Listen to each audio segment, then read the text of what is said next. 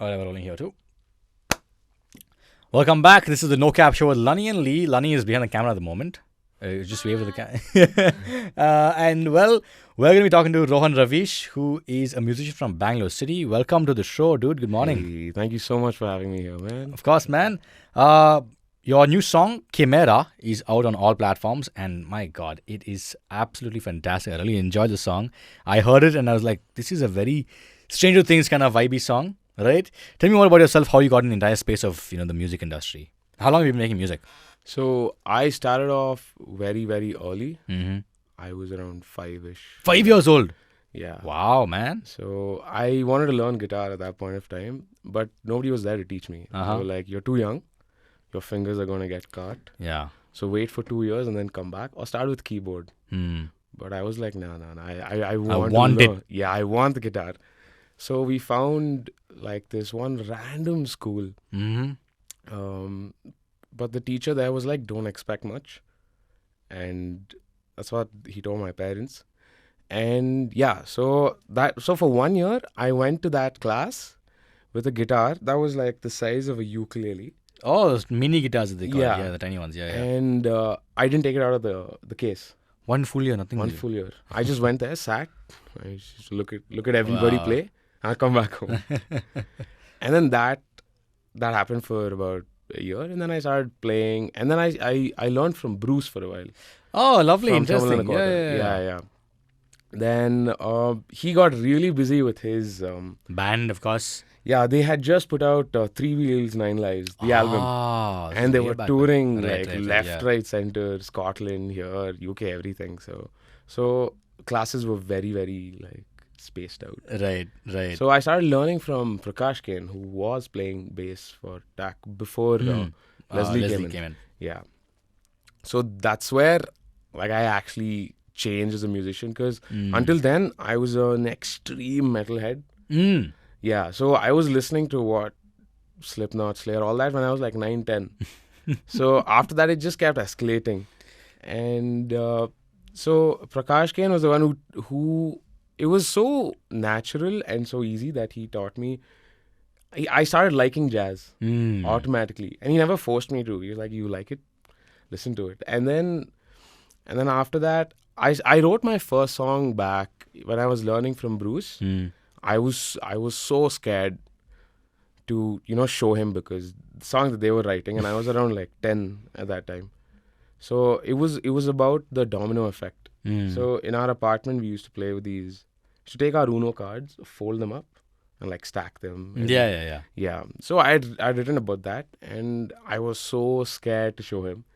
But then after that, he was like, "This is really nice." So then that's when I started like working on my stuff. And then of course through the years, I've had like a lot of influences come from classic rock, because like my dad used to listen to all the greats, all the greats. Yeah. And I was listening to my stuff, like the metal and the heavy prog stuff. So that happened for a while, and I was in a band called Symphonic Eternity.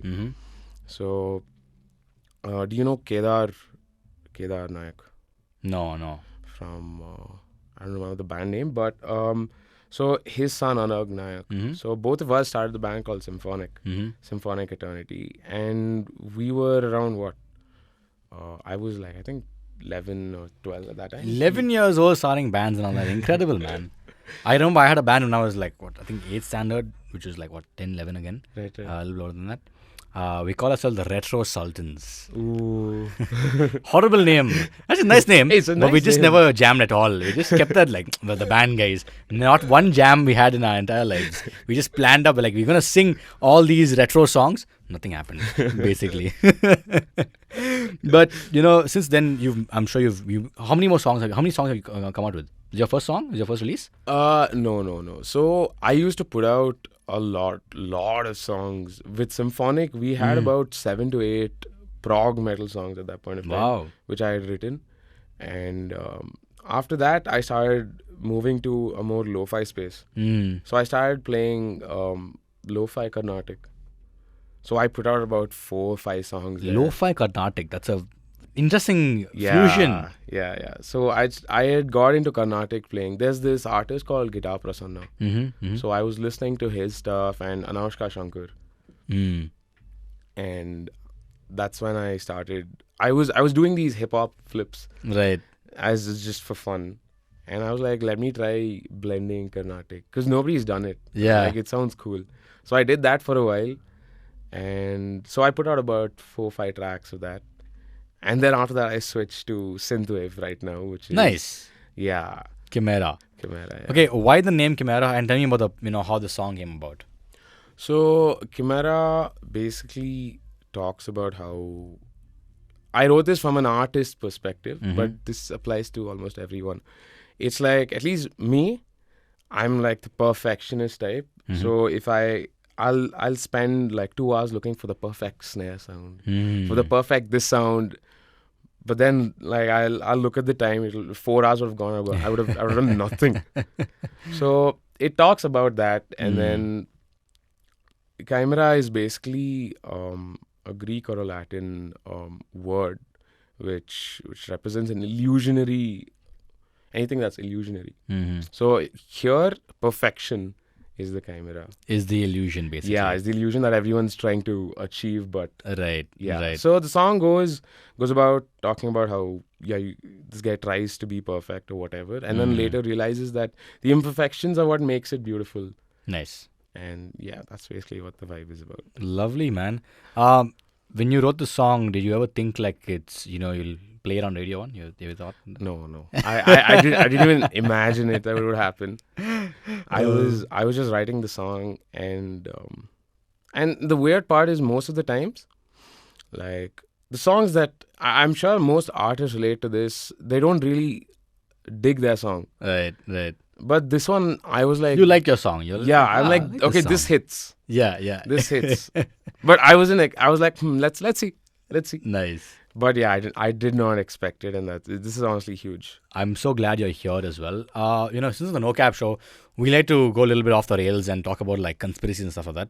So if you ever, what are your conspiracies like? You have any that you really like, conspiracies wise? I used to watch this show. I forgot what it's called. It's about true crime and conspiracy theories. There was this. This is not exactly a conspiracy theory, but there was this case that happened recently in the U.S. So I think it was New Year's, and so these 3 girls had gone to a hotel in Chicago, and so they left they left the keys in their hotel room, and they came downstairs, and they were like, "Ah, shit, forgot the keys, gotta go back." So they left one of the girl there, and the other 2 girls went up to the room. They come back to the lobby, she's not there. And so then later the next day, they find out that she's lying in the freezer in the kitchen. Oh yeah, I think I've read about this. Yeah. And so it's like, they went through the CCTV cameras and stuff. So there are a few theories, like the parents say that the friends would have done something. So the friends say it might be the hotel that's, led her to the kitchen. Someone's like locked her in the, because the freezer goes, I think, -8 degrees and all that. Yeah, because there was no sign of murder or whatever. So it's very strange. I remember this one similar incident actually. There's one girl in an elevator. I forgot the name of the entire conspiracy, where she's going up the elevator and suddenly, like she's very like worried someone's there out there, and she's like looking back, looking in, and then they find her on the roof in the tank. Oh yeah, I've heard about this. Yeah, I forgot the name of this one. Very famous one. Is this Black Dahlia? Is it? I think so, right? Black Dahlia murder. I think so. It's very similar. I think that's the one. Yeah. It's in a hotel, right? And she's into the tank, right? Into the tank. Right. Yeah, man. Weird stuff, man. Crazy stuff. I would love to play a little bit of for us, like acoustically play Chimera for us. Is that possible? That would work. Oh yeah? Well, let's go for it. All right, here is Rohan Raveesh with Chimera on the acoustic guitar. We'll play the song for you after this, but I want to hear this acoustically as well. All right, take it away, man. Let's go.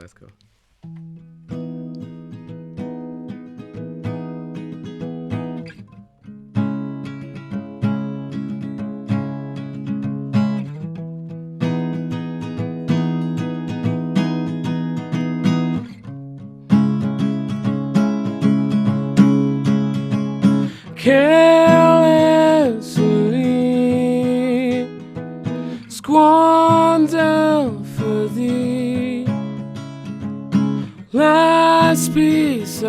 puzzle we struggle to find.